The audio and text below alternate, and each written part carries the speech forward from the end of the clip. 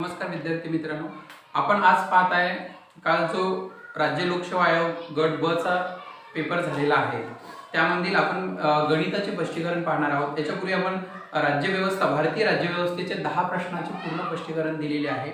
आता आपण गणित आणि बुद्धिमत्ता या विषयावर विचारल्या गेलेल्या आयोगाचे जे काही प्रश्न आहेत त्याबद्दल माहिती घेणार आहोत। प्रश्न क्रमांक हा सेट बी आहे, तर तुम्ही सेट बी तुमच्याकडे ठेवा किंवा तुम्हाला जे प्रश्न दिसत आहेत त्यांच्याकडे पाहून सोडवा। की 86व्या क्रमांकाचा प्रश्न आहे की एका क्लब मध्ये 80 खेळाडू आहेत। एका क्लब मध्ये किती खेळाडू आहेत? एका क्लब मध्ये 80 खेळाडू आहेत। हे क्लब आहे, त्यामध्ये एकूण खेळाडू, हे एकूण जे खेळाडूचा आकडा आहे, एकूण खेळाडूचं जे आहे 80 खेळाडू आहेत, त्यातील 36 खेळाडू आहेत असं या गोल राऊंड मध्ये वर्तुळाकार या व्हेन मध्ये दर्शवा की जे तुम्हाला पटकन लक्षात येईल की 36 खेळाडू जे आहेत हे 36 हे काय खेळतात? हे कबड्डी खेळतात। 36 खेळाडू हे कबड्डी खेळतात व 48 खेळाडू हे जे काय 48 खेळाडू आहे हे क्रिकेट खेळतात। 48 खेळाडू हे काय खेळतात? क्रिकेट खेळतात। जर 12 खेळाडू कबड्डी व क्रिकेट दोन्ही खेळ खेळतात। आता हे कबड्डी मध्ये येत आहे आणि क्रिकेट मध्ये येत आहे। जे दोन्ही खेळ खेळणार आहे हे 12 मध्ये, म्हणजे दोन्ही वर्तुळात येत आहे, म्हणजे कबड्डी खेळतात आणि क्रिकेट खेळतात। तर दोन्ही खेळ खेळतात असतील तर किती टक्के खेळाडू कबड्डी अथवा क्रिकेट खेळत नाहीत म्हणते? म्हणजे किती टक्के खेळाडू कबड्डी अथवा क्रिकेट खेळत नाहीत? किती टक्के खेळाडू कबड्डी अथवा क्रिकेट खेळत नाहीत? किती खेळाडू खेळत नाहीत हे काढा अगोदर आणि नंतर टक्केवारी येऊन का की आता लक्षात आहे की हे जो 12 आहे या क्रिकेट मध्ये काउंट होत आहे आणि या कबड्डी मध्ये काउंट होत आहे। 36 प्लस काय करा 48, 6 आणि 8 किती होतील? 14, 14 शी 4 हाताला 3 आणि 1 4, 4 आणि 4 8 म्हणजे 84, एकूण 84। हे जे 12 आहे ते या 48 मध्ये काउंट झाले, या 36 मध्ये काउंट झाले, म्हणून एक वेळेस हे 12 मायनस करा म्हणजे एकूण आपल्याला खेळणारे खेळाडू कबड्डी आणि क्रिकेट खेळणारे खेळाडू भेटतील। म्हणजे हा 72 म्हणजे 72 जे आहेत हे 72, तर या 80 पैकी 72 खेळाडू जे क्रिकेट व कबड्डी खेळतात। काय खेळतात? कबड्डी आणि क्रिकेट खेळतात। एकूण खेळाडू किती आहे आपले? 80 मधून हे 72 करा की जे खेळ खेळतात कबड्डी आणि क्रिकेट, मायनस केले तर राहिले किती खेळाडू आपले? 8 खेळाडू असे आहेत की जे खेळत नाहीत। म्हणजे एकूण खेळाडूपैकी 8 खेळाडू हे कबड्डी खेळत नाहीत, क्रिकेट खेळत नाहीत। 8 म्हणजे 80 पैकी, लक्षात आहे की 80 पैकी 8 म्हणजे शेकडा किती? 100 बरोबर किती? 80 पैकी 8 म्हणजे 100% जे खेळाडू आहे इतर या त्याच्यापैकी 8 100 बरोबर किती? याचा तिरपा गुणाकार करा। हे 100 गुणिले किती येईल? 8 भागिले काय येतील? 80। 0 0 कडला 8 1 8, 8 1 8 बरोबर किती राहिले? 10% निघाले। 10% खेळाडू हे कोणताही खेळ खेळत नाहीत। हा पर्याय क्रमांक 3 चं याचं उत्तर असेल 10%। हा संभाव्य, आपण जे पाहत आहे संभाव्य, नंतर आयोगाची आन्सर की येईल ते अंतिम उत्तर तालिका राहील। आयोगाचं उत्तर म्हणजे हे सर्वोच्च न्यायालयाच्या निर्णयाप्रमाणे असेल, आयोगाचा हा अंतिम निर्णय असेल, त्यामुळे हे व्यवस्थित हे उत्तर याचं 10% येते। आयोग सुद्धा 10%च आपल्याला उत्तर देणार आहे। नंतर विविध रेल्वे गाड्यांमध्ये प्रवाशांची शेकडा प्रमाण पुढील वर्तुळखंडात दर्शवलेला आहे। याच्यापूर्वी आपण एकत्रित गणितात अशा प्रकारे सर्वच प्रकारचे प्रश्न आहे हे जर तुम्ही पाहिलं असेल, गणित आणि बुद्धिमत्ता डीप न जाता सरळ आपलं जे विचारल्या जातात महत्त्वाचे प्रश्न त्याच्यावर आपण भर दिला होता। तर आपण विविध रेल्वे गाड्यांमध्ये प्रवाशांचे शेकडा प्रमाण पुढील वर्तुळखंडात दर्शवलेले आहे। प्रवाशांचे जे शेकडा प्रमाण आहे, आता प्रवासी आहे असं वर्तुळ आहे, या वर्तुळखंडामध्ये आपल्याला प्रवाशाचं प्रमाण दर्शवलेलं आहे। हे या वर्तुळखंडामध्ये या प्रकारचे असे प्रवासी आहे, हे वर्तुळखंड आहे, या पद्धतीने असे प्रवासी दर्शवलेले आहे आणि आपल्याला यातून आपल्याला हे काढायचे आहे प्रवासी। नंतरचं इथे नाव दिलेलं आहे, हा ए दिलेला आहे, ए हा क्यू दिलेला आहे, क्यू याला आर दिलेला आहे, हे एस दिलेला आहे, याला एम नाव दिलं मित्रांनो आणि याला एल दिलं। याच्या टक्केवारी दिली, हे 15%, 13% ए गाडीतले आहेत, 19% क्यू गाडीतले आहेत मित्रांनो, 9% हा आर गाडीतले आहेत मित्रांनो आणि एस गाडीतले 24% प्रवासी आहेत, 24% आणि एम गाडीमध्ये 20% आहे। एम गाडीमध्ये किती आहे? हे प्रवाशांची शेकडा प्रमाण टक्केवारी, एल 15%, ए 13%, क्यू 19% आहे मित्रांनो आणि आर हा 9% आहे आणि एस हा 24% आहे, एम हा 20% आहे। सर्व विद्यार्थ्यांनी या ठिकाणी व्यवस्थित समजून घ्या। तर प्रवाशांची एकूण संख्या इथे दिलेली आहे टोटल 100%, किती आहे? 8500 आहे। तर गाडीमधील एस एम आणि एल, एस एल एम यांची मिळून सरासरी प्रवासी संख्या किती? सरासरी प्रवासी संख्या काढायची. आता सरासरी प्रवासी संख्या काढायची, एस किती आहे, एम किती आहे, एल किती आहे, हे एकूण प्रवासी काढा किंवा या टक्केवारीची बेरीज करा. एस किती टक्के आहे? 24% आहे. एस 24%, एम किती आहे? 20%, आणि आपला राहिला कोणता? एल, एल किती आहे? 15%. म्हणजे हे 24%, 20%, 15% यांची करा बेरीज. किती होईल? 5 आणि 4 9, नंतर 2 आणि 2 4, 4 आणि 1 5, म्हणजे 59%. 59% प्रवासी या 3 गाड्यांनी प्रवास करतात. तर आपल्याला या 8500 चे 59% काढा. 8500 चे 59%, टक्केवारीचे हे 100, 00 कटले, मग 85 हा येईल. 85 गुणिले किती येतील? 59. 85 गुणिले 59 पटकन करा. 9 5 45, 5 हातचे 4, 8 9 72, 72 आणि 4 किती व्हायले? 76. एक अंक सोडा इकडून. 5 5 25, 25 5 हातचे 2, 8 45, 40 आणि 2 42. या पद्धतीत हे 5 6 5 11 11 1 हातचा 7 आणि 2 9 9 1 10 0 4 आणि 1 5, म्हणजे 5015. 5015 हे प्रवासी आहेत. किती? या 3 गाड्यांनी प्रवास करणारे किती आहे? 5015 हे प्रवासी आहेत. किती गाड्यांनी प्रवास करणारे? हे 3 गाड्यांनी प्रवास करणारे. आता एकूण आपल्याला काय काढायचे आहे? सरासरी प्रवासी संख्या. सरासरी म्हणजे काय? एकूण संख्येची बेरीज. जे काही संख्या असतील, एकूण संख्येची बेरीज भागिले एकूण संख्या केल्या जाते. एकूण संख्या मिळते काय मित्रांनो? सरासरी. ज्याची प्रॅक्टिस असेल तर तुम्हाला फास्ट काढता येते. आपण हे सर्वांना समजण्यासाठी या पद्धतीत सांगत आहे. एकूण 1 2 3 संख्या याला भागिले 3 करा. किती प्रवासी या 3 गाड्यातून करतात? 24%, 20%, 15%, म्हणजे 5015 भागिले किती करा? 3. नंतरचा किती? 3 1 3 3 1 3, नंतरचा उरले 2, नंतरचा किती? 3 6 18, उरला किती? 2 3 7 21, उरले किती? 3 7 21, आणि नंतरचा 3 1 3, उरले किती? 2, नंतरचा 0 3 6 18, म्हणजे 1671.6. 1671.6 हे येईल सरासरी. आता प्रश्न पहा, याच्यामध्ये पॉइंट मध्ये उत्तर नाही. आता याचा अर्थ आपल्याला याचं उत्तर पॉइंट मध्ये नसेल दिलं तर याचा अर्थ काय? हे लक्षात आहे की 5.5 च्या जर एखादी 0.5 च्या पुढे गेली म्हणजे 1 गणल्या जाते, आणि 0.5 च्या कमी असेल तर त्याला त्याच्या पूर्वीची संख्या गणल्या जाते. समजा आपल्याला 1.5 1.6 दिलं म्हणजे हे 2 होतात. 1.4 दिलं म्हणजे याचा अर्थ 1 गणल्या जाते. हे आपल्याला बऱ्याचशा वेळा आयोगाच्या शिक्षक परिषदेच्या परीक्षेमध्ये बऱ्याच वेळा सांगितलेलं आहे. म्हणजे 1671.6 म्हणजे 1672 गणल्या जाते. याच्या जवळपासची संख्या पहा 1672 आहे, म्हणजे हे 1672. याचं उत्तर येईल 1672. सरासरी किती लागेल? 1672. याचं उत्तर आहे पर्याय क्रमांक 3 मित्रांनो, 1672. हा अशा स्वरूपाचा प्रश्न आहे. व्यवस्थित जर सोडवला तर हे तुम्हाला मार्क सहज मिळतात, सर्वांनी जर व्यवस्थितपणे सोडवला असेल. नंतरचा, एका आगगाडीत बसून एक व्यक्ती इलेक्ट्रिक खांबाची संख्या मोजत आहे. एका आगगाडीत बसून आहे आणि तो काय करत आहे? इलेक्ट्रिक खांबाची संख्या मोजत आहे. 2 खांबांमधील अंतर 50 मीटर आहे. 2 खांबांमधील अंतर किती आहे? 50 मीटर आहे, आणि त्या आगगाडीचा ताशी वेग 40 आहे. त्या आगगाडीचा ताशी वेग 40 आहे मित्रांनो. 2 खांबातला अंतर हे 1 खांब आहे, 2 खांब असं 2 खांबातला अंतर 50 आहे, 3 खांबातला असं अंतर 50 होईल, म्हणजे हे 3 खांब आहे. 3 खांबातला अंतर किती होईल? 50 असं. या पद्धतीत 50 50 2 2 50 50 किती होतील? 100. या पद्धतीत तर आहे. तर असे 5601 खांब आहे. 5601 खांब मोजण्यासाठी त्याला किती तास लागतील? आपल्याला 5601 खांब मोजण्यासाठी किती तास लागतील म्हणते. आता आपल्याला त्या गाडीला ते खांब ओलांडण्यासाठी किती तास लागतील अशा प्रकारचा आहे. म्हणजे ही गाडी इथून निघाली आहे, असे 5601 आपल्याला खांब ओलांडायचे. तर जेवढ्या गाडीला वेळ लागेल, त्या व्यक्ती बसून आहे, तुम्ही गाडीत बसून आहे, समजा एखाद्या गाडीत बसून आहे, ती गाडी त्या खांबाला ओलांडली आणि तुम्ही खांबाला मोजत आहे, याचा वेळ आपल्याला कसा लागेल?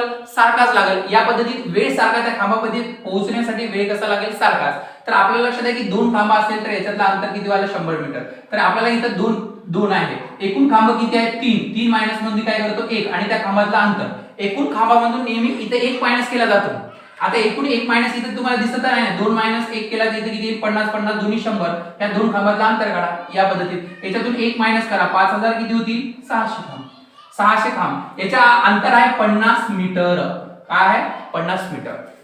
हे 5000 किती व्हायला, हे 5600 थांब आहे, 5600 गुणिले किती करा 50, 1 2 3 शून्य द्या, 1 2 3 शून्य, 6 पंचे 30, 30 ची शून्य हातच्या आले 3 ला, आणि नंतर किती येईल 5 5 25, 25 आणि 3 किती होतील 28, हे किती होतील 2,80,000 मीटर, 2,80,000 मीटर होईल.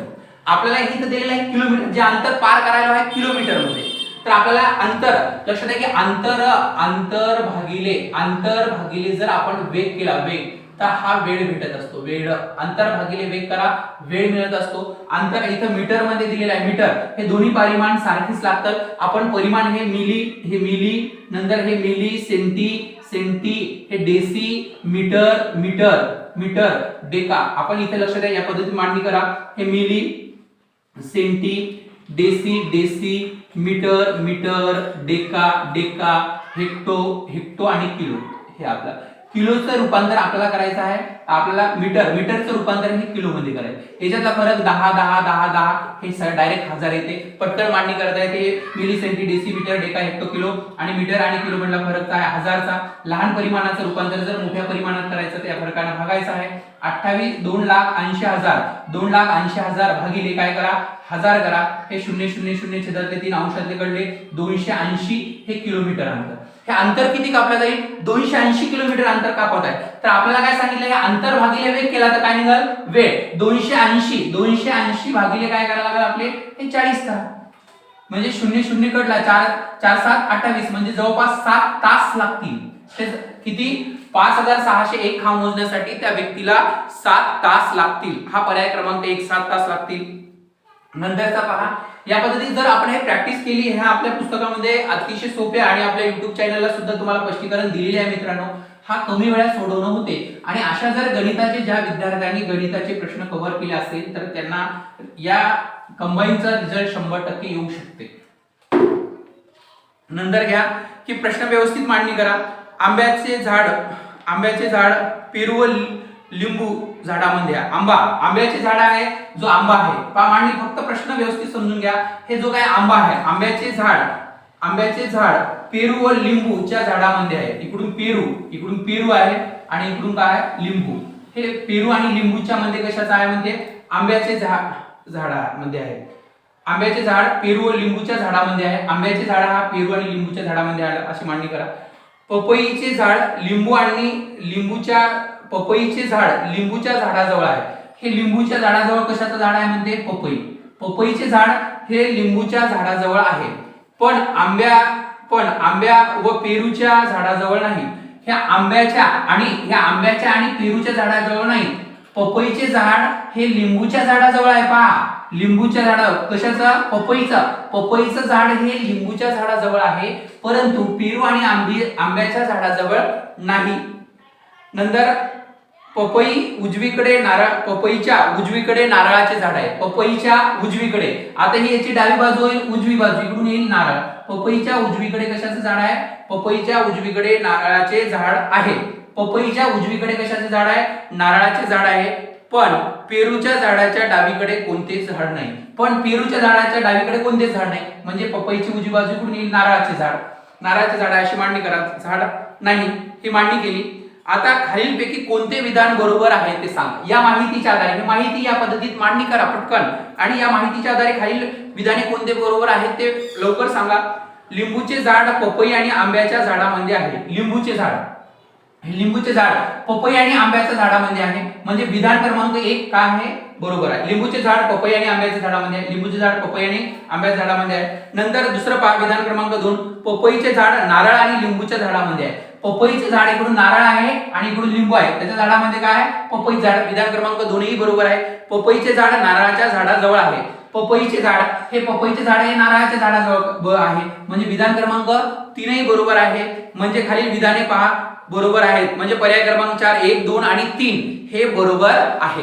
1 2 3 हे बरोबर आहेत. या प्रकारे जर आपण जेवढ्या लवकर पद्धती सोडवता येईल, फक्त मांडणी करा, पटकन उत्तर भेटते मित्रांनो. काही सेकंदामध्ये आपल्याला हा प्रश्न सोडवता येते. नंतरचा पहा की ए बी सी डी आणि एफ एका ओळीत उभे आहेत, म्हणजे A B C D E F हे एका ओळीत उभे आहेत. ए आहे, बी आहे, सी आहे, डी आहे, ई आहे, एफ आहे, एका ओळीत उभे आहेत. बी हा एफ आणि डी च्या मध्ये उभा आहे. इथं मांडा बी हा जो काही बी आहे, बी हा एफ हे जो काही एफ आणि डी च्या मध्ये उभा आहे. हा बी आहे, एफ आणि डी च्या मध्ये उभा आहे. नंतर ई हा इकडे स्वतंत्र मांडणी करा. ई अगोदर मांडणी करून घ्या. ई हा ए आणि सी च्या मध्ये उभा आहे. ए आणि सी च्या मध्ये कोण आहे? ई उभा आहे. ए हा एफ किंवा डी च्या लगेच पुढे नाही. ए हा जो काही ए आहे, प्रश्न पहा, ए हा एफ किंवा डी च्या लगेच पुढे नाही. म्हणजे जर आपण हा ए इथं इकडून लिहिला तरी सारखा राहील, इकडून लिहिला तरी सारखा राहील. या ए ची जागा बदला, इकडून घ्या. म्हणजे ए हा एफ किंवा डी च्या जवळ नाही असा आला पाहिजे. एफ किंवा डी च्या जवळ नाही म्हणजे इथं सी घ्या, हे ई जशाला तसं ठेवा, इथे ए घ्या. आता काय, हा ए आपण लिहिलं इथं एफ बी आणि डी. हा जो ए आहे, ए हा एफ किंवा डी च्या लगेच पुढे नाही, पुढे किंवा लगेच पुढे नाही, लगेच पुढे नाही, ए नाही. नंतर सी हा डी च्या लगेच पुढे नाही. सी हा जो सी आहे या डी च्या लगेच पुढे नाही. आपण जी मांडणी केली आता हे डी च्या लगेच पुढे कोण आलं? सी हा. तर या डी ला बदला, डी ला इकडून आणा, डी आणि बी एफ करा, नंतर ई नाही सी, नंतर ई ए, या पद्धतीत होईल. म्हणजे आता आपल्याला पहा डी आणि एफ च्या मधात बी जशाला तसा आहे, सी आणि ई च्या मधात ई आलेला आहे. मग आपल्याला एफ आणि डी च्या पुढे लगेच ई नाही, इथे ई आला नाही, आणि डी च्या पुढे लगेच सी नाही, म्हणजे हे आपल्याला बरोबर आहे. म्हणजे आपल्याला प्रश्न याच्यावर सांगता येते. आता खाली काय विचारलेलं आहे, एफ हा कोणत्या जोडीमध्ये उभा आहे? एफ हा कोणत्या जोडीमध्ये उभा आहे? एफ कुठे आहे? एफ हा बी आणि सी च्या मध्ये कोण आहे? एफ हा कोणत्या जोडीमध्ये आहे? बी आणि सी च्या मध्ये एफ आहे. बी आणि सी च्या मध्ये काय? एफ आहे. जर ही मांडणी व्यवस्थित केली तर उत्तर काढता येते, नाही तर गोंधळ होतो. हे मांडणी व्यवस्थित करा, प्रश्नाची जर मांडणी हे उत्तर भेटतील. नंतरची पहा आकृती या पद्धतीत दिलेली आहे. आकृती खूप मोठी दिलेली आहे, परंतु प्रश्नाचं उत्तर जर सहज समजलं तर आपल्याला सोडवता येईल. या पद्धतीतला आहे, सर्वांनी व्यवस्थित लक्ष द्या. नंतर या पद्धतीची आकृती आहे, हे काढून घ्या वाटल्यास तुम्हाला. जर वेळ असेल तर पटपट काढत चला, सोबतच प्रॅक्टिस करत चला. नंतरचा या पद्धतीत आहे 22, इथं आहे 20, इथं आहे 12, 13, नंतरचे 45 प्रश्नचिन्ह, इथं आहे 79, इथं आहे 55 आणि इथं आहे 12, हे 12, 18 आणि नंतर इथं आहे 40, 18, हे 40 आणि 18. या पद्धतीत आहे. या प्रश्नचिन्हाच्या जागी कोणते? या 2 ची क्रिया केल्यानंतर हे 79 कसे आले पहा. या 2 ची क्रिया केल्यानंतर हे 45 कसे आले, या 55 कसे आले, हे 12. इथं 12 + 18 करा. 12 + 18 किती होतील आपले? 12 + 18 बरोबर किती येतील? 30. 30 गुणिले 2 करा किती होतील? 60. वजा 5 करा किती होतील? 55. हे आलेलं आहे. आता हेच जे आपण इथे ही जी युक्ती वापरली की वरील 2 अंकांची बेरीज करायची, त्याची दुप्पट करायची, त्याच्यातून वजा 5 करायचे, अशाच प्रकारचा जर नियम इथे लागू झाला तर हे उत्तर निघते. दोनच करून पाहायचं. इथं 22 + 20 करा. 22 + 20 किती होतील? 44. 44 गुणिले 2 किती होतील? 84. 84 वजा 5 किती होतील? 79. नंतरचा हे पहा 12 + 13. 12 + 13 किती होतील? 25. 25 गुणिले 2 किती होतील? 50. 50 वजा 5 किती होतील? 45. आहे का? हे 45 झाले. मग हेच करा 40 + 18. 40 + 18 किती होतील? 58. हे 58. 58 गुणिले 2 करा 116 होतात. 116 वजा 5 करा किती? 111. याचं उत्तर किती? 111. या ठिकाणी येतील 111. हे व्यवस्थित पाहून घ्या. आपला पर्याय क्रमांक 2 हे आपलं उत्तर असेल 111. नंतर जाईल मित्रांनो 92 नंबरचा प्रश्न थोडासा समजून घेण्यासारखा आहे. वेळ खाऊ आहे, समजला तर अशा प्रकारचा प्रश्न सोडवायचा नाही, तर इथं वेळ वाया घालायचा नाही मित्रांनो. आणि अशा प्रकारचा जर प्रश्न समजला, शेवटी आपल्याकडे वेळ असेल तर त्यावेळेस अशा प्रकारचे प्रश्न सोडवायचे, कारण हा थोडासा वेळ खाऊ प्रश्न आहे. प्रश्न आहे सोपा परंतु थोडासा वेळ खाऊ आहे. आपल्याला हे प्रश्न इथं काय सांगितलं की दोन्ही इथं प्रश्न व्यवस्थित समजून घ्या. एका शाळेतील इयत्ता 9वी च्या विद्यार्थ्यांचे ए बी सी डी, ए हा B C D, A B C D या 4 तुकडे आहेत. ए बी सी डी अशा 4 तुकडे आहेत. खाली दिलेल्या तक्त्यामध्ये 6माही आणि वार्षिक परीक्षेचा निकाल दिला. एक 6माही परीक्षेचा दिला आणि एक वार्षिक परीक्षेचा, असे 2 निकाल दिलेले आहेत.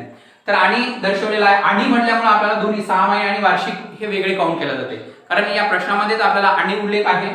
तर आपल्याला काय दिले आहे? 2 परीक्षेत अनुत्तीर्ण विद्यार्थी, दोन्ही परीक्षेत अणुउत्तीर्ण विद्यार्थी ए तुकडे आहे, इथं बी तुकडे आहे, सी आणि डी इथं अणुउत्तीर्ण विद्यार्थी दिलेले आहेत. नंतरचा 6 माई इथं येईल 6 माई परीक्षेत अणुउत्तीर्ण परंतु इथं वार्षिक परीक्षेत उत्तीर्ण विद्यार्थी. 6 माई परीक्षेत अणुउत्तीर्ण परंतु वार्षिक परीक्षेत उत्तीर्ण विद्यार्थी दिलेले आहे. 6 माई परीक्षेत उत्तीर्ण परंतु वार्षिक परीक्षेत अणुउत्तीर्ण विद्यार्थी इथे दिलेले आहे, अणुउत्तीर्ण विद्यार्थी. आणि दोन्ही इथे दिलेले आहे, दोन्ही परीक्षेत उत्तीर्ण म्हणजे उत्तीर्ण विद्यार्थी दिले, दोन्ही परीक्षेत उत्तीर्ण विद्यार्थी. इथे विद्यार्थी संख्या लिहून घ्या, इथे 24 लिहा. 24 प्रश्न तुमच्याकडे राहते, कारण प्रश्नामुळे आपल्याला वेळ लागत आहे. आपल्याकडे डिजिटल बोर्ड नाही, त्यामुळे असू द्या, जे आहे ते जुनं ते सोनं या समजून अभ्यास करा, नोकरीला लागा. विषय संपला, जास्त काय विचार करू नका. 13 नंतर 17 नंतरचा किती 55 नंतरचा इथे या किती हा 15 18 11 46 15 18 11 46 नंतरचा या ठिकाणी येईल 17 नंतरचा येईल 18 नंतरचा 15 नंतर 70 या प्रकारचे आहे. दोन्ही परीक्षेत अणुउत्तीर्ण होणारे विद्यार्थी, दोन्ही परीक्षेत अणुउत्तीर्ण, 6 माई परीक्षेत अणुउत्तीर्ण परंतु वार्षिक परीक्षेत उत्तीर्ण, 6 माई परीक्षेत उत्तीर्ण परंतु वार्षिक परीक्षेत अणुउत्तीर्ण आणि दोन्ही परीक्षेत उत्तीर्ण होणारे विद्यार्थी. विद्यार्थ्यांची संख्या दिली, सरळ यांची बेरीज करून घ्या. एकूण विद्यार्थी किती आहे, प्रत्येक तुकडीतले विद्यार्थी काढा. तर प्रत्येक तुकडीतले विद्यार्थी काढा, तर यांची बेरीज करा.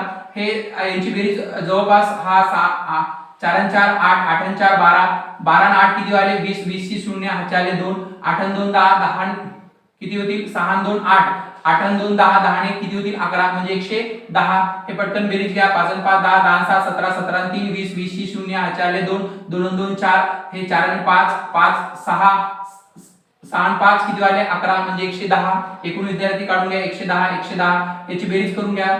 किती येईल 8 5 आणि 8 13 हे 5 प्लस 8 किती होतील 13 13 6 19 आणि प्लस 1 20 ची 0 चाले 2 1 2 3 3 आणि 2 5 5 आणि 4 किती आले 9 90 विद्यार्थी आहे. नंतरचा किती येईल 8 आणि 5 13 13 आणि 7 किती आले 8 आणि 5 13 13 आणि 7 20 20 ची 0 चाले 2 1 2 3 7 आणि 3 10 10 आणि 2 12 120. म्हणजे हे तुकडीतले विद्यार्थी, तुकडीचे विद्यार्थी संख्या काढा. आपल्याला काढायची आहे काय म्हणते की तर वार्षिक परीक्षेत कोणत्या तुकडीचे पास होण्याचे प्रमाण सर्वात जास्त आहे. हे विद्यार्थी संख्या काढून घ्या. प्रश्न पाहून घ्या तुम्ही अगोदर. हा चे बी सेट म्हणला 92 प्रश्न आहे.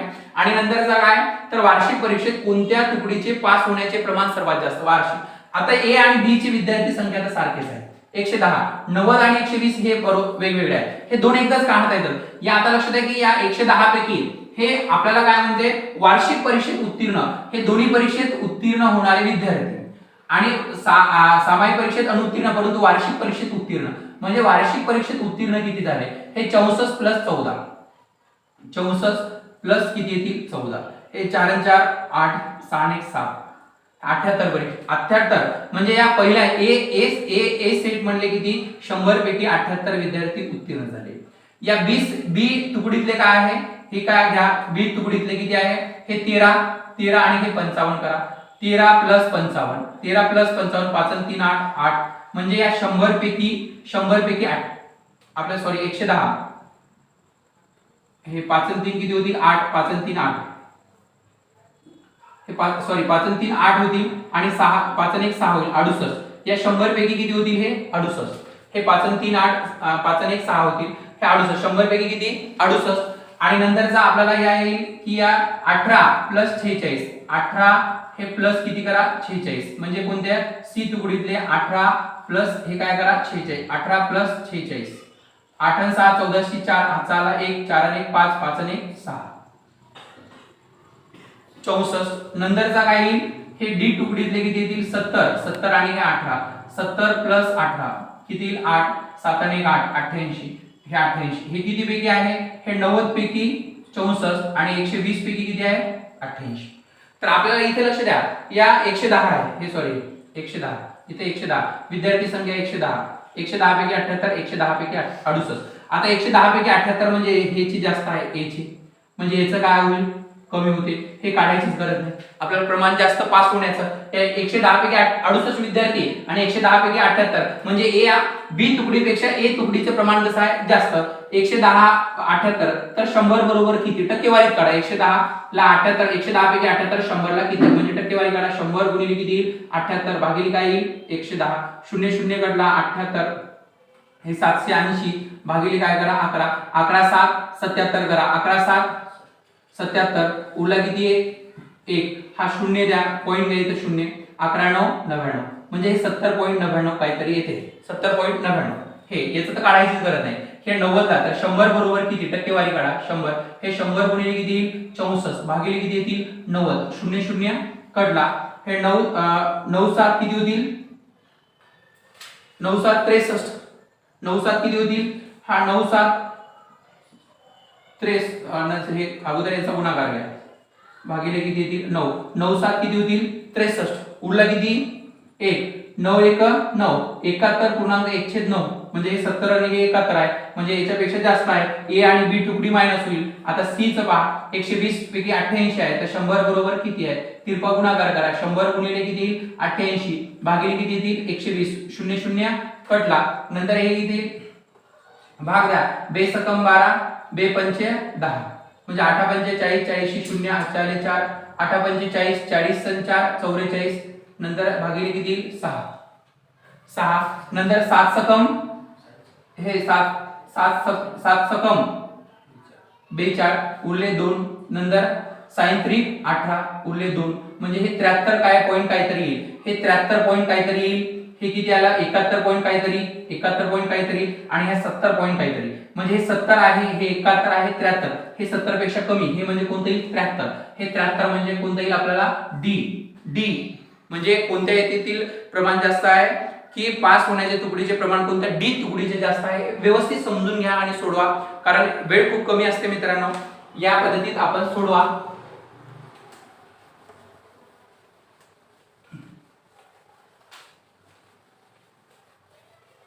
आणि पेपरला शक्यतो या एबीसीडी वरचा एक प्रश्नच असते. ए बी सी डी वरचा आपल्याला विचारलं एका सांख्यिकीत भागेत आर हे आर ई डी बरोबर आर ई डी बरोबर किती आहे 9 आहे.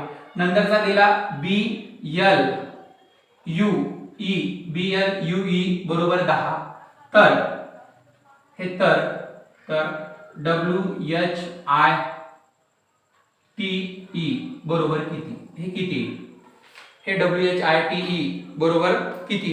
तर या पद्धतीत दिलेलं आहे. तर काय मित्रांनो तुम्ही जस्ट पेपरला जासाल तर अर्धा तास अगोदर जाता. अर्धा तास अगोदर गेल्यानंतर एक घरचा आपला जो काही खराब झालेला पेन वगैरे असते तर ते सोबत न्यायचं. त्या टेबलवर जर तुम्हाला वेळ भेटला तर हे अगोदरच A B C D E F G H I J K L M हे N O P Q R S T U V W X Y Z आणि 1 2 3 4 5 6 7 8 हे 9 10 11 हे 12 13 हे 14 15 हे 16 17 18 19 20 21 हे 22 23 24 25 आणि 26 असं तिथे गेल्याबरोबर ही एबीसीडी देऊन इथे नंबरिंग द्यायची. जे पेन खराब झालेला न्यायचा नाही तर एकच पेन असेल तर तुम्ही लिहा. तर आणि नंतर पहा हे आर ची किंमत किती आहे पटकन हे पाठ करणे शक्य नाही आणि आठवणेही शक्य नाही. हे आठवलं पाठ केलं तर उत्तम. हे 18 येतील 18 आर 18 आहे. ई किती आहे पहा 5 आहे. डी किती आहे पहा 4 आहे. हे 5 आणि 4 9 9 आणि 18 किती होतील 27. 27 तर इथं आलेलं आहे 9 मग अक्षर किती आहे 1 2 3 आहे याला 3 ने भागा 3 9 27 या पद्धतीने. इथं काय आहे बी बी बरोबर किती येतील आपले बी म्हणजे 2 एल एल हा एल किती आहे 12 यू किती आहे 21 ई किती आहे 5 आहे. आता याची बेरीज करा. हे 12 21 5 आहे 7 याची बेरीज हे 7 आणि 2 9 आणि 10 शिला 0 हा चाला 2 2 2 किती वाले 4 40 आले 40. तर अंक किती आहे 1 2 3 4 आहे तर 4 ने बघा 4 1 4 4 0 0 किती आला आपला 10. हे उत्तर बरोबर आहे. जे आपण नियम वापरत आहे ते योग्य आहे. हाच नियम इथं वापरा. डब्ल्यू किती आहे पाठ करायची गरज नाही. हा डब्ल्यू किती आहे इथं 23. डब्ल्यू किती आहे 23.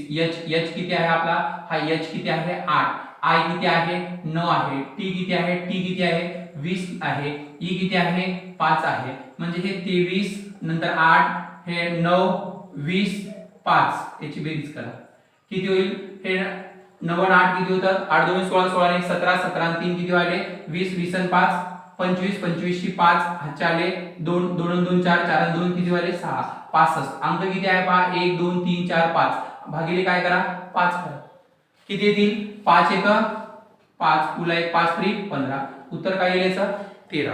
याच्यात आपल्याला पहा पर्याय क्रमांक 1 आहे 13, पर्याय क्रमांक 1 आहे आपलं उत्तर राहील किती 13. या पद्धतीत सोडवा सर्वांनी व्यवस्थित. याच्यानंतरचा प्रश्न पहा, नंतर याच्यावरच आधारित आहे मित्रांनो. पहा दोन प्रश्न असे 1 ते 2 प्रश्न विचारले जातात म्हणजे जातातच, हे तुम्हाला आपल्या पुस्तकामध्ये व्यवस्थित मांडणी दिलेली आहे. पीएसआय एसटीआय एएसओ पोलीस भरती लिपिक तलाठी ग्रामसेवक आरोग्य सेवक कोणत्याही प्रकारचं जर तुम्ही तयारी करत असाल तर त्याच्यात एक परीक्षाच्या दृष्टिकोनातून हे पुस्तकात मांडणी आहे. तुम्ही एकत्रित गणित एकदा पुस्तक वाचन करा, त्यामध्ये गणित भूमिती बुद्धिमत्ता सर्वच प्रकारचे असू द्या. 95 प्रश्न पहा तुम्हाला. इंग्रजी अक्षरे ए ते एम मधील अक्षरे ए ते एम. आता ए ते एम मध्ये अक्षरे म्हणते अनुक्रमे 1 ते 13 पर्यंतची संख्या दर्शवली आहे. 1 ते 13 हे दर्शवले आहे. डायरेक्ट पहा, पुढचा प्रश्न एकदा लिहिला तर डायरेक्ट आलेला आहे. तुम्हाला पुढच्या प्रश्नाला लिहायला लागत होते दर्शवलेले असतील.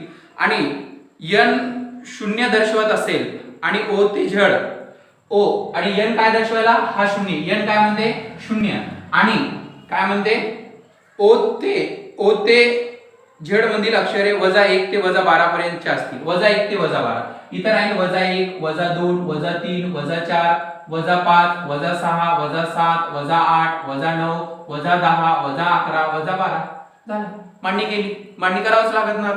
नंतर झाले की आता काय म्हणते तर आपल्याला या तर हे दर्शवणाऱ्या पूर्णांकांची बेरीज यस लिहा यस यू नंतर हा C double C E double S यांची आपल्याला काय करायचं या दर्शवणाऱ्या पूर्णांकाची बेरीज करा. या पूर्णांक हे पूर्णांकांची बेरीज या पूर्णांकांची बेरीज हे अंक दर्शवणाऱ्या दर्शवणाऱ्या अंकांची बेरीज करा. यस म्हणजे किती होईल आपला यस घ्या. हा यस कुठे आहे यस हा यस म्हणजे किती राहील -5 हे -5.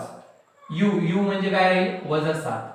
सी म्हणजे किती राहील हा सी +3 ई किती राहील आपला हा ई किती राहील ई हा +5 हा यस -5 हे यस किती राहील इथे दिलेलंच आहे हे यस काय ई किती आहे हे +5 ई +5 यस -5 या पूर्णांकाची बेरीज करा.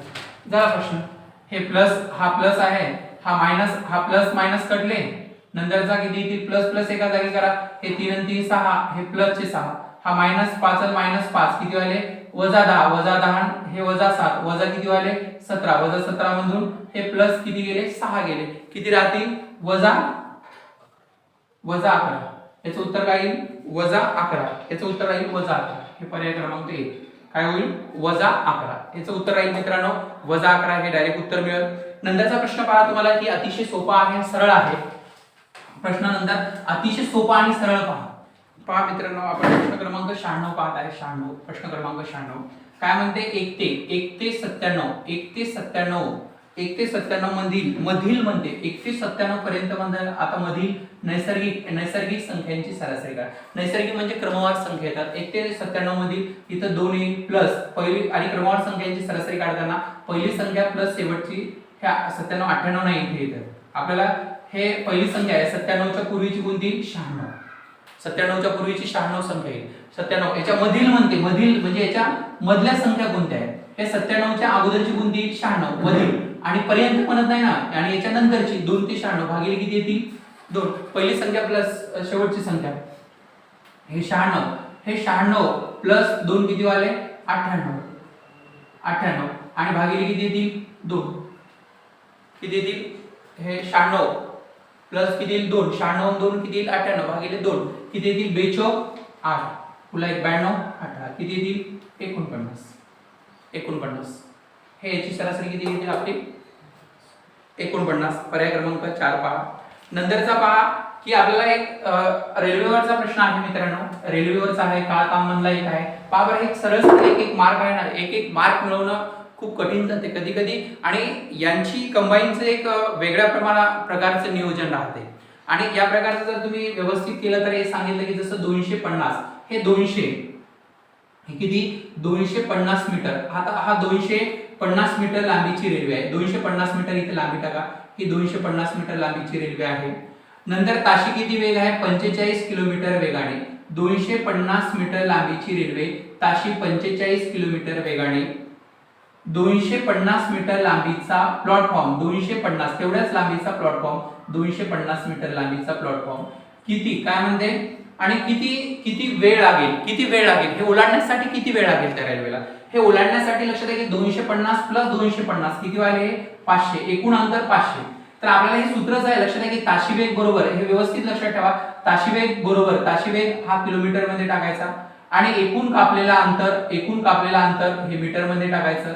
एकूण लागणारा वेळ हा सेकंदात टाकायचा मित्रांनो, सेकंदात गुणिले 18/5 करायचे. म्हणजे अंतरही काढता येते, वेळही काढता येते आणि वेगही काढता येतो. या तिन्ही प्रश्नांचे उत्तर आणि याच्यावर अनेक प्रकारचे जवळपास 6 प्रकारे आणि 3 सायंत्रिक 18 प्रकारचे प्रश्न एका सूत्रावर म्हणजे जवळपास पूर्ण प्रकरण सोडवता येते. आपल्या गणित या पुस्तकात आहे दिलेलं आहे. तुम्हाला जेव्हा वेळ भेटला तर एक वेळेस अवश्य पहा मित्रांनो.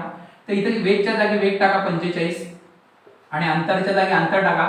ही रेल्वे जेव्हा स्वतःचा 250 आणि या कशाचं प्लॅटफॉर्मचं 250 ही जेव्हा प्लॅटफॉर्म ओलांडाल तसे या इथे पुढे जाईल. म्हणजे हे 250 आणि 250 किती अंतर होईल 500 मीटर अंतर ओलांडे लागेल. वेळ किती लागेल, वेळेच्या जागी प्रश्नचिन्ह द्या, गुणिले काय करा 18/5. याचा करायचा तिरपा गुणाकार आणि प्रश्नचिन्हासोबतली संख्या नेहमी कुठे लिहायची छेदात. ज्या संख्येसोबत प्रश्नचिन्ह असेल अशी संख्या नेहमी छेदात लिहायची. इथं काय येईल 45 आपल्याला 500 गुणिले किती येतील 18, छेदात किती येतील 45 गुणिले किती 5, 9 2 18, 9 5 45, 5 1 5 5 0 0 5 0 0.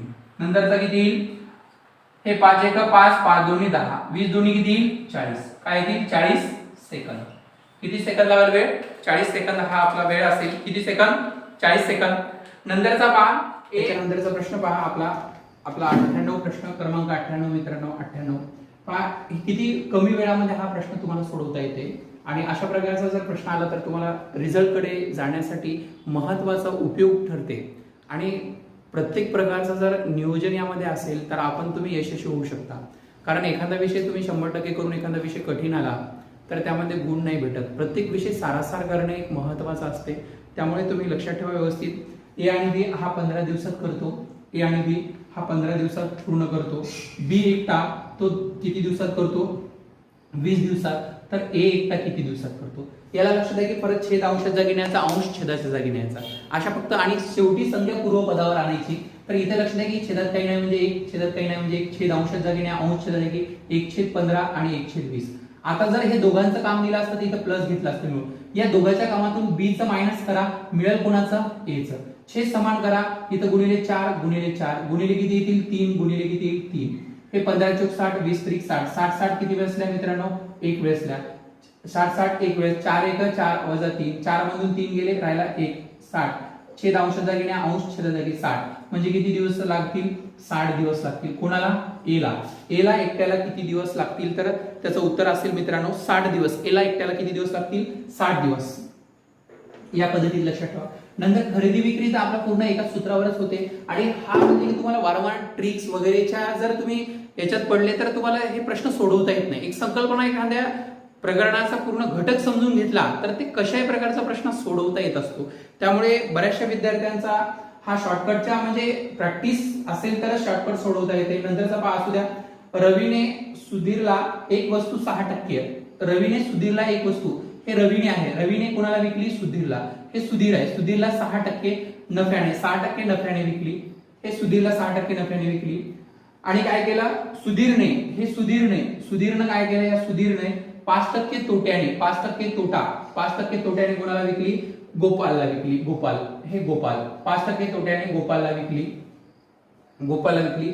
जर गोपालची खरेदी किंमत, गोपालची खरेदी, आता गोपालची खरेदी किंमत किती असेल, खरेदी किंमत लिहा. इथं आपल्याला एक सूत्र लक्षात ठेवा, खरेदी किंमत भागिले 100 आणि विक्री किंमत भागिले शेकडा, शेकडा नफा किंवा तोटा, शेकडा नफा किंवा तोटा. डायरेक्टली सरळ सरळ काही शॉर्टकट पद्धतीने हा प्रश्न सोडवता येते. हा 5% तोट्याने विकली, आता इथं काय विकली, 5% तोट्याने, म्हणजे किती घ्यायचे, 85.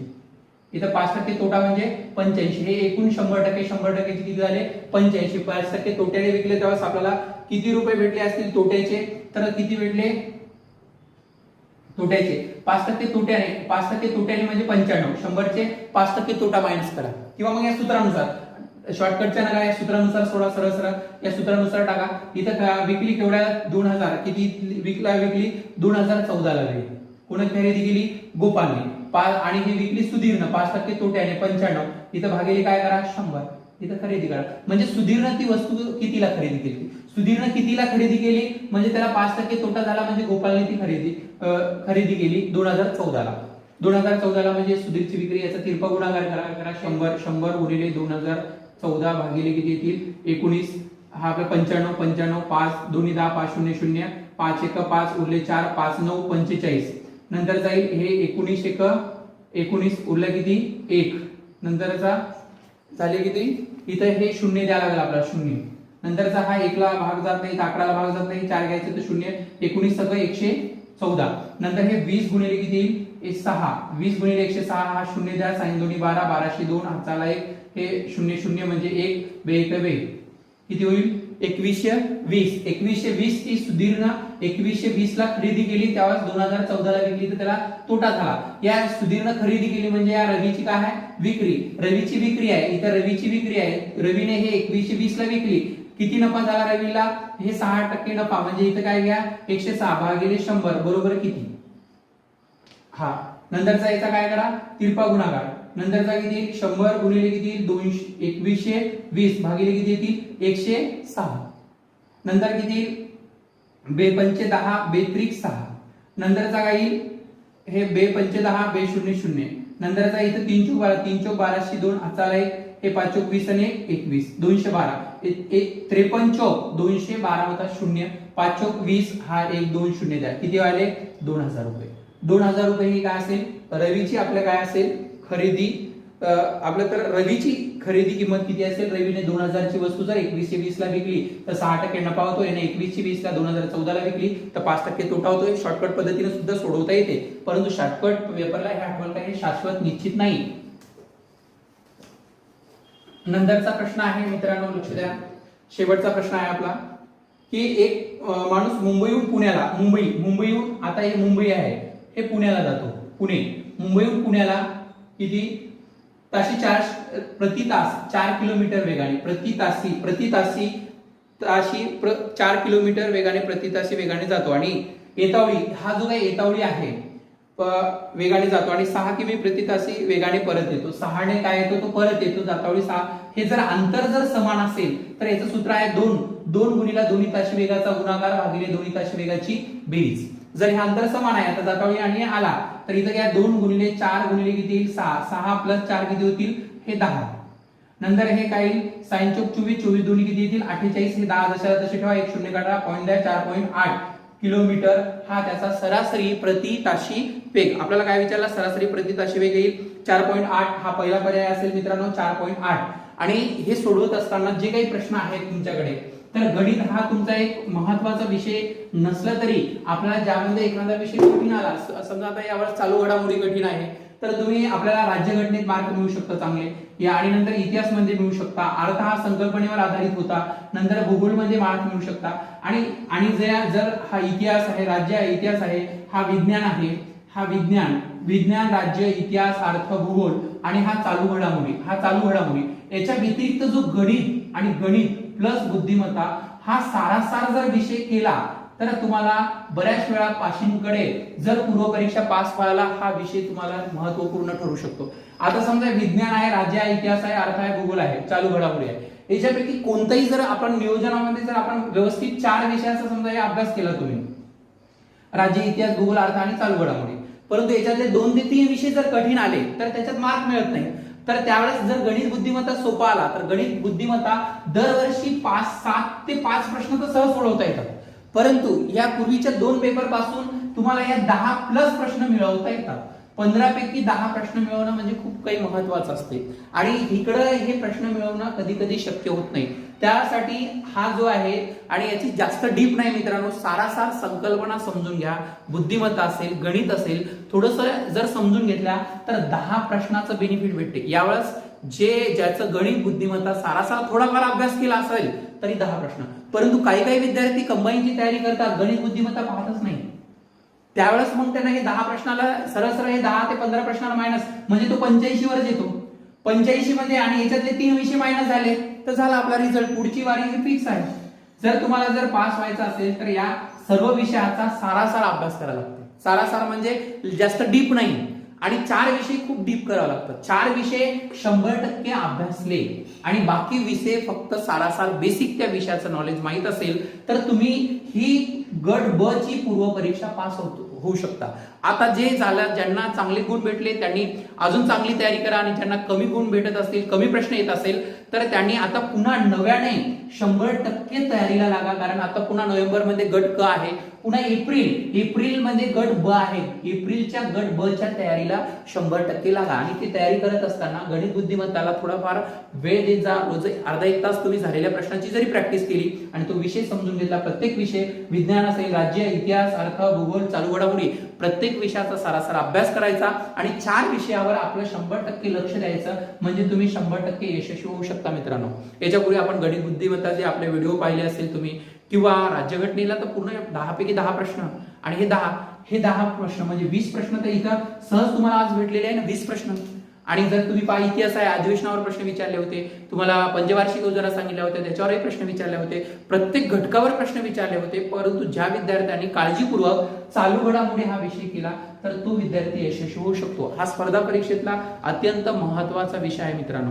जसं जेवणामध्ये मिठाची आवश्यकता असते तसं स्पर्धा परीक्षामध्ये चालू घडामोडी जास्त नाही, परंतु जसं प्रमाण असते मीठ आपण खाण्यात जेवणात त्या प्रमाणात हा विषय करणं हे एक महत्वाचा विषय असतो. असुद्धा जो भाग गेला, जो वेळ गेला त्याच्याबद्दल विचार न करता आजपासून पुनश्च एकदा तयारीला लागा. चांगल्या पद्धतीनं तयारी करा. पुन्हा नव्या दमानं, नव्या पद्धतीनं आपण पुन्हाचं मैदान कशा प्रकारे गाजवता येईल अशा प्रकारे नियोजनबद्ध तयारी करा. आणि आपले जे याच्या पूर्वीचे जेवढे व्हिडिओ आहेत ते अगोदर पहा, पूर्ण व्हिडिओ पहा, त्याचे तुम्हाला 100% बेनिफिट भेटेल. जर तुम्हाला ऑफलाईन बॅचला येणं होत असेल शक्य या, ऑनलाईनला या किंवा युट्यूबला पहा. कोणत्याही प्रकारे तुम्ही चांगल्या पद्धतीत